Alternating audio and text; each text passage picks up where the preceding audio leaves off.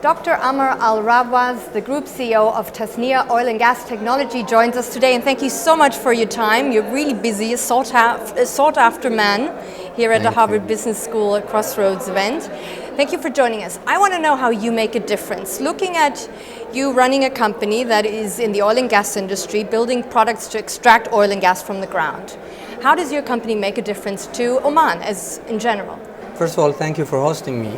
We make a difference through targeting an area of the in-country value program that is less emphasized over the last 10 years or so, which is the area of manufacturing, which is preceded by engineering and design and then manufacturing.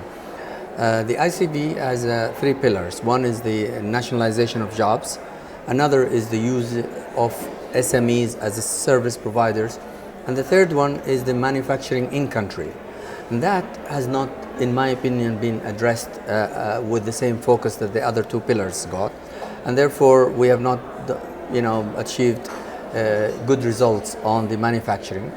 We feel at Tasneea that this is a core business that addresses the least addressed or focused upon pillar of ICV, and that it is the one that will keep more money in, because it addresses all the two. Because if you're manufacturing at home, you're more likely to hire Omanis, and if you're manufacturing at home, you're more likely to use raw materials from home and the services of other stakeholders at home, and therefore you keep more of the money in country. You are a man who has hopped industries, so you started off in the oil and gas industry, but then you moved on to a completely different industry. Which one was it, and why did you just change? Well, you see, I started my life as an academic and did research in the United States, and I sort of loved doing research. But I ended up going back to my original organization, which is the Oil and Gas Ministry, in the planning. The passion for research, pure computer science, artificial intelligence research, was still there, and I thought I cannot do it in the oil industry. I need to be in a university. And the University of Sultan Qaboos was inviting me a couple of times. The second time I considered it, the third time accepted. Got support from the ministry to allow me to leave because they had sponsored my education. And there I found that maybe the kind of research that I wanted to do needed a collaborative team. You can't do research solo. And I wasn't able to fulfill that research desire that I had, because I was also given management responsibilities as a director of the Center for Information Systems and later the dean of all the centers that were serving the university.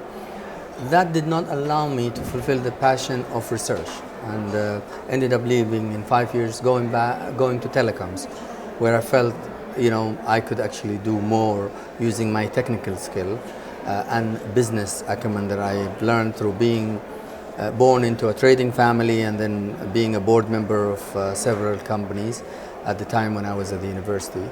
So those years allowed me to prepare myself to go to the business, and then I moved to the telecom industry. So was passion the main driver, or what else got you to sort of come out of your comfort zone and disrupt your career, basically? See, when you're at that age, you're looking, passion is driven by what you're good at and what you like. Of course, there are hobbies, but maybe you're not so good at them, and you're not trained to fulfill them. But you're trained to fulfill a certain sector. If you learn to love to work in that sector, that's when you truly have passion, because you combine the ability to perform and the love to the sector. I go by love what you do until you're able to do what you love. I mean, what I love is gardening, but what I'm able to do and still love is technology. And even when I moved back to oil and gas, I moved to the technology sector rather than to the service or planning sector that I was in. You're a successful man with a great, fascinating career. So obvious question is, have you ever failed? I have, most recently, of course. Tell us about it. And that's passion driving you in an area where you're not so competent at. For example, for the last 28 years, I've been a keen gardener, and I have a passion for greens. And so I graduated from gardening into farming a few years ago, where I was practicing it as a hobby. I suddenly thought maybe this is something, When you're an executive leader, you think you can lead companies, you can start businesses. But the mindset of an executive leader is completely different from the mindset of an entrepreneur. And that's why, by the way, I joined these two wonderful entrepreneurs who own the group that I'm working for, to learn from the entrepreneurships. But before I learned enough, I started this organic food business, which is organic farming business, which is evolved into sustainable farming. And because I didn't know the sector very well, and passion was driving me to make investments in things that would not work, I ended up failing. I mean, this whole business model has failed, which is going organic in Oman, not very famous for its agricultural success, in a very unregulated market of crops sales or wholesale even. So that failed miserably, and I'm now. What did you take from that failure, though? I started off at the wrong end of the business, and I didn't know that until I actually had already committed the money and the investment in people who were running it. They talk about from farm to fork. It's always better to start from the fork and work backwards, or at least start from the farm with the fork in mind. How will it end up on the table, and so what are price? You saying you didn't have a vision? Is that what you're saying? What I didn't have is an understanding of the market dynamics. I had a pretty good understanding of how to farm organically, how to farm sustainably, and how to look after plants. But that is not enough to sustain a business where you have crops to sell and will end up on the table somewhere with a multiple of price increases, where you are at the lower end, you are within the farm fence at the lowest end of pricing. And if you had a relationship with somebody that is at the fork end, or at least in between, then the model would have worked better. I found it was very difficult for a small farming business to find its way in the value chain. So I started at the lowest end of the value chain, and that's why we failed. A person comes to you and openly admits, I'm applying for a job with Tasneea, but I come from a background where I had my own career, I had my own company, I was running my own startup business, and I failed. Is that person a likely candidate that you would hire? Yes, and I've done that before. In Oman Mobile, for example, we hired a manager that is now serving Oman in a much bigger way as a planner for Oman, where he talked about his failures in the interview. My colleagues at the time didn't think we can get a board approval for that kind of leadership role for someone who's failed so much.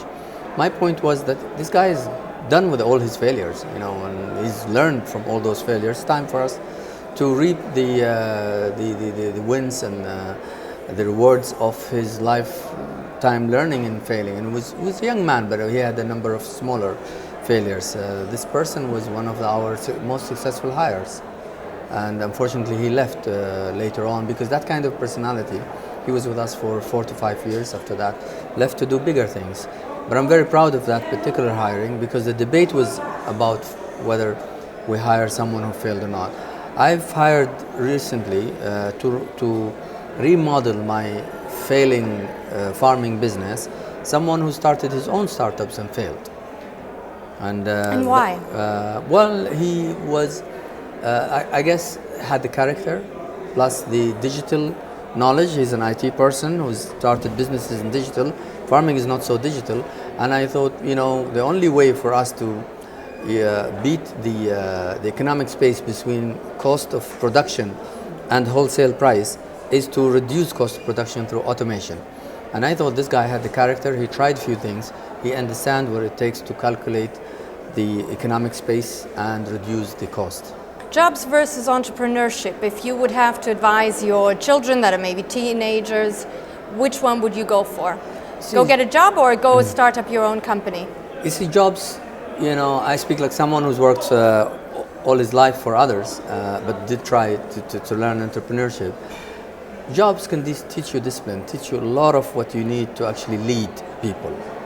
And we still need people to go for jobs. However, entrepreneurship is not for everyone. You need to have the character, you need to have the risk appetite, you need to have certain zeal that an employee doesn't have, and certain tolerance to failure.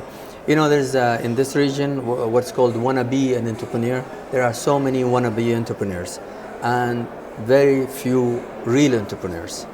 And there's a funny definition, the difference between the two. These wannabe entrepreneurs are spoiling it for the true entrepreneurs, because they're more likely to fail, and the more of them that fail, the less attractive families and the society will be to encourage their children to be entrepreneurs. If we take out the wannabe entrepreneurs from the equation, then entrepreneuring will be much more attractive. Your advice to your 9-year-old self, what would you do differently if you could travel back in time? Yeah, I think I would probably moved into entrepreneuring earlier in my life. I think I should learn from the job, worked for others, made success into billions. Should have moved earlier on to do my own business, or at least work as an investor with a group. I don't believe in a solo entrepreneur. You need to sort of work with others. Maybe I was never able to find the right business partners. I now have the right business partners, and we're playing with a lot of ideas to start entrepreneuring. I want to shift the questions towards the future. Now, we're speaking about artificial intelligence, robotics, words that most people can't even get their heads around. What is it that we are even talking about? And the future is changing, and it is changing at a rapid speed. You're a tech guy, you are a computer science guy, you hold a PhD in computer science and artificial intelligence from Sussex University. How do you see the digitalization sort of form your work, but also the overall economy of Oman? So we need artificial intelligence, not only because we are not intelligent enough, it's because the information is so much now, we are unable to process it in a way that turns data into information. Information is useful data, and then turns information into knowledge that allows us to basically build upon and benefit from. So in order to travel that, at my time when I did my artificial intelligence work, this was more than it's 20 years ago exactly, the space was very limited. There were some sophisticated functions that needed to be processed in an artificially intelligent way. Right now, almost everything that we do needs help with processing. Now, the owners of the imagination, the owners of the inspiration, the owners will always be the human.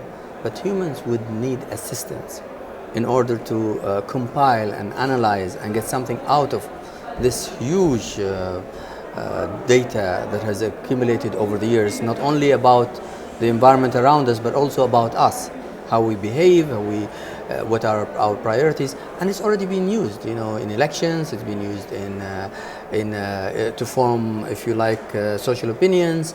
They've been used in a very soft way to control us. So will it shape your country? It will. I mean, my country is one of a very, very strong advantage, being one that has a population of very young people. About 70% of the Omanis are young people.